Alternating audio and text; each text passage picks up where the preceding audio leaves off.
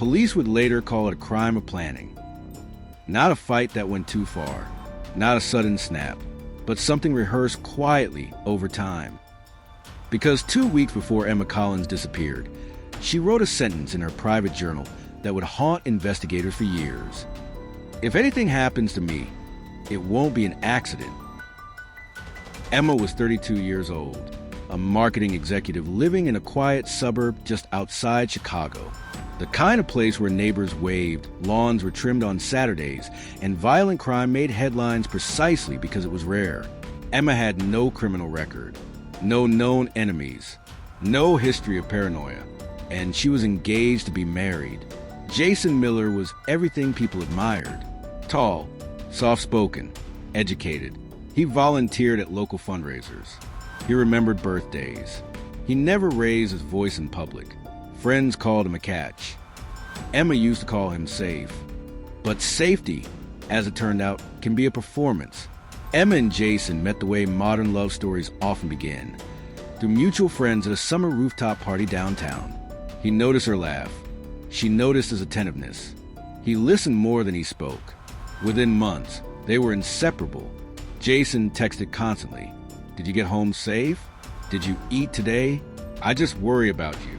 At first, it felt like devotion. Then it became expectation. Emma stopped staying out late. Jason didn't like it when she did. She began canceling plans. Not because he told her to, but because it felt easier than explaining why he'd be upset. Control doesn't arrive screaming. It whispers. By the time Emma noticed how small her world had become, she was already living inside it. The changes were subtle. Her phone battery drained faster than usual. Jason insisted on syncing their calendars to stay organized. He began showing up places unannounced, restaurants, coffee shops, even her gym. When Emma laughed off the friends, she sounded unconvinced. One friend later told police, "It felt like she was asking us to reassure her, not convince us." Emma began journaling again. Not poetry, not gratitude lists. Warnings. "Jason gets angry when I pull away. He says he's afraid of losing me. Sometimes I think he's watching me when he's not." She never told anyone directly, and Jason never left bruises, which made it harder for everyone to see the danger forming. Jason proposed in October, a candlelit dinner, a ring chosen months in advance. Tears, applause. Emma said yes. But the journal entries didn't stop. They grew colder, more cautious. "If I leave, he'll panic. He says I'm all he has. I don't think he's bluffing anymore." Investigators would later say this was the moment everything changed. Because once Emma became his, Jason's fear of losing her transformed into something darker: ownership.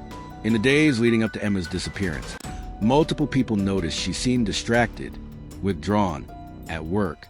She asked HR about transferring apartments. At lunch, she Googled domestic violence resources, but never clicked through. Her phone record showed late-night calls to a number that wasn't saved. Jason's behavior shifted too. He stopped texting constantly, stopped checking in. Silence replaced surveillance, and that silence would later raise alarms. Because control doesn't disappear. It adapts. On a Thursday evening in November, neighbors saw Emma's lights on around 8:40 p.m. At 9:12, her phone sent its final message to Jason. No one knows what it said. By morning, Emma was gone. Her car was still in the driveway.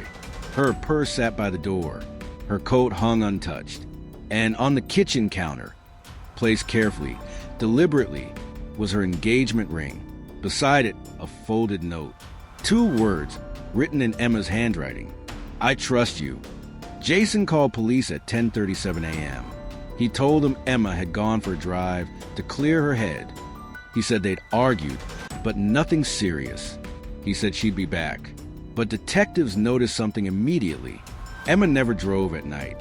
She hated it, and she never, ever removed her ring. As officers photographed the house, one detective stood quietly by the counter, staring at the note. "I trust you. Trust or surrender." If Emma planned to leave, why leave everything behind? If she was afraid, why write those words? And if Jason was telling the truth, Why did his story feel rehearsed? Police would later discover that Jason had searched one phrase repeatedly in the days before Emma disappeared. How long before a missing person case becomes criminal? And suddenly, love no longer looked like love. It looked like a setup. As detectives prepared to widen the search, a patrol officer returned from the backyard with discovery that instantly changed the direction of the case. Something buried, something fresh, something Jason never mentioned. And when they asked him about it, Jason smiled and said, "You weren't supposed to find that yet." Was Emma planning her escape or documenting her own death? Was Jason a grieving fiancé or an architect waiting for his plan to unfold? The next part of the story reveals what investigators uncovered next and why this case will become one of the most disturbing examples of calculated intimacy gone wrong. If you're hooked, like, subscribe, and comment below. At what point should Emma have left? By the second day, detectives stopped calling it a missing persons case. They didn't say that publicly, but inside the precinct, the tone had shifted. Emma Collins hadn't wandered off. She hadn't taken space. And she hadn't forgotten her phone. She had vanished too cleanly. And Jason Miller was the last person who saw her alive. When investigators returned to the house, they noticed details that didn't fit panic or grief. The trash had been taken out. The sink was empty. No broken glass. No overturned furniture. It looked reset. Jason followed detectives from room to room, answering questions before they were finished asking. Too prepared. Too calm. When asked why Emma's journal was missing, he paused. "She kept lots of notebooks," he said. "I wouldn't know where they all are." But detectives already knew that wasn't true, because one journal, thin, gray, and recently handled, had been found hidden inside a vent in the guest bathroom. Jason's fingerprints were on it. The journal wasn't poetic. It was procedural. Dates, times, emotional observations, and one recurring fear. If I confront him, he'll escalate. If I leave quietly, he'll follow. If I stay, I disappear anyway. The final entry was written the night before she vanished. "I told Jason I needed space." His face changed. "I don't think he's pretending anymore." Investigators underlined that sentence because it meant Emma had tried to leave, and Jason hadn't taken it well. Jason claimed he went to bed early the night Emma disappeared. But traffic cameras told a different story. At 11:48 p.m., Jason's car was recorded leaving the neighborhood. At 12:31 a.m., it entered a wooded industrial area nearly 40 minutes away. At 2:06 a.m., it returned. Jason said he couldn't sleep and went for a drive, but his phone didn't move, which meant it wasn't with him. Investigators didn't confront him yet. They waited, because people who plan crimes tend to make one mistake. They assume they're smarter than everyone else. The patrol officer's discovery from part one wasn't a body. It was worse. A freshly disturbed patch of earth beneath the old oak tree, shallow. Rushed. Inside, detectives found a burned USB drive, a torn scarf, a disposable phone snapped in half. None of it belonged to Jason. All of it belonged to Emma. The USB would later be reconstructed. What it contained would reframe the entire case. Phone records revealed Emma had been using a prepaid phone for weeks. A secret one. It had contacted exactly 3 numbers. A domestic abuse hotline, an unknown female contact. And Jason. The last call lasted 27 seconds. Jason denied knowing about it, but his reaction betrayed him. His jaw tightened. His breathing changed. Fear, not confusion, crossed his face. Because Emma hadn't just been planning to leave. She'd been planning to document. The unknown female number belonged to someone named Rachel. Rachel had dated Jason years earlier, and when detectives knocked on her door, she didn't hesitate. She'd been waiting. Rachel described the same pattern, the same charm, the same control masked as concern, the same fear of abandonment that turned obsessive. "He used to tell me," she said, "that if I ever left, I'd regret it."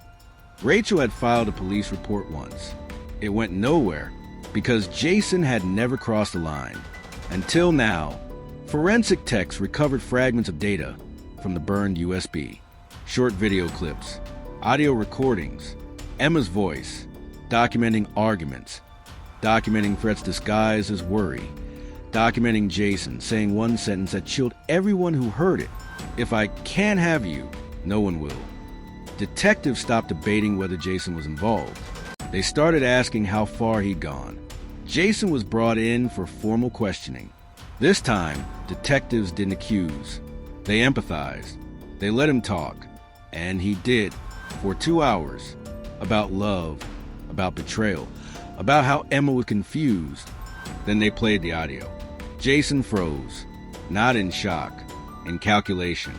"You don't know what she was like," he finally said. That was the moment, because innocent people defend themselves. Guilty people justify. Investigators now believe something worse than murder might have happened, because Emma had planned carefully, because she'd hidden evidence, because she'd told someone she was scared, and because no body had been found, which meant Jason might still be controlling the situation. From the outside, or the inside, they issued a warrant to search Jason's storage unit. What they found inside forced the case into emergency mode. Inside the unit were supplies Jason had purchased weeks earlier.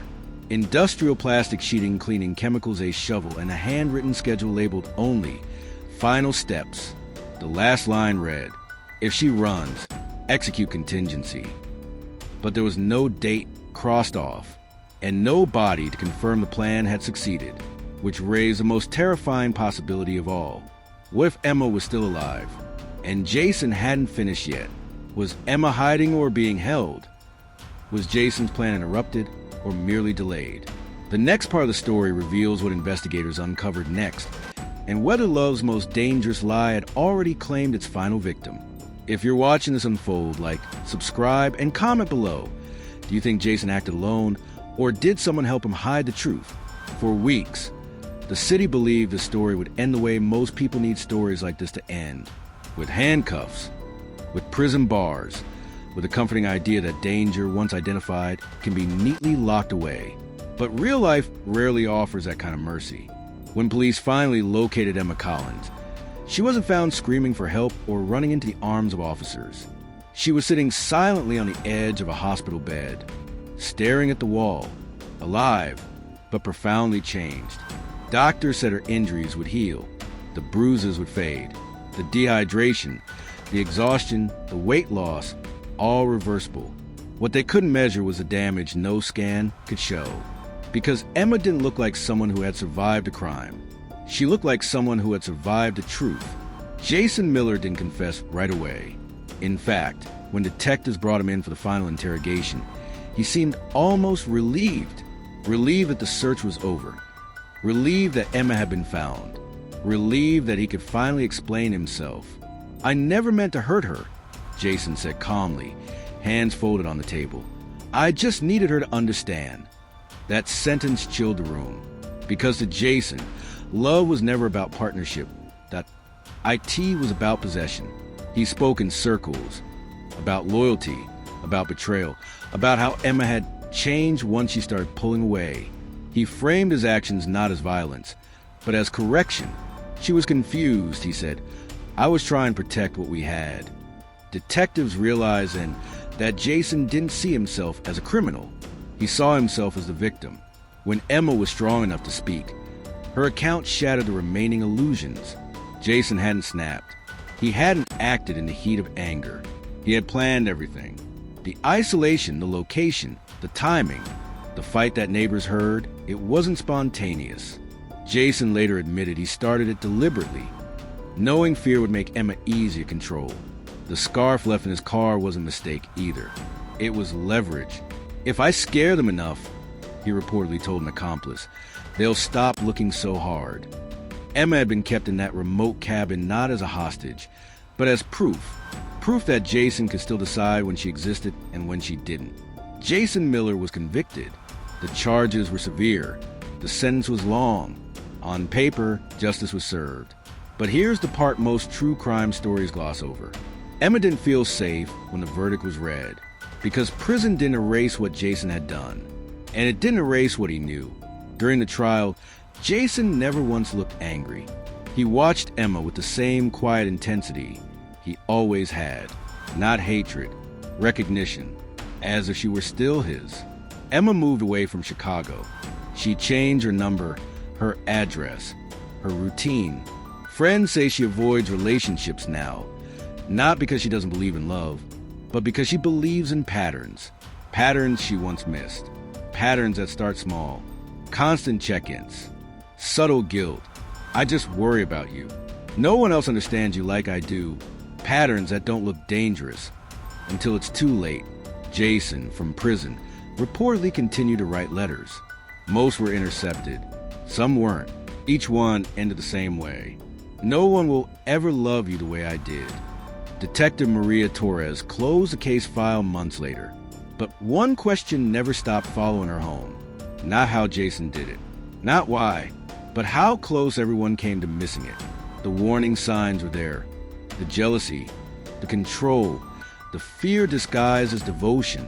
And yet, Jason was described by nearly everyone as polite, charming, loving, which leads to the most unsettling truth of all.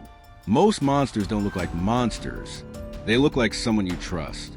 Emma survived, but survival isn't the same as freedom. Jason is behind bars, but the mindset that created him isn't. And somewhere right now, someone is being told, I do this because I love you.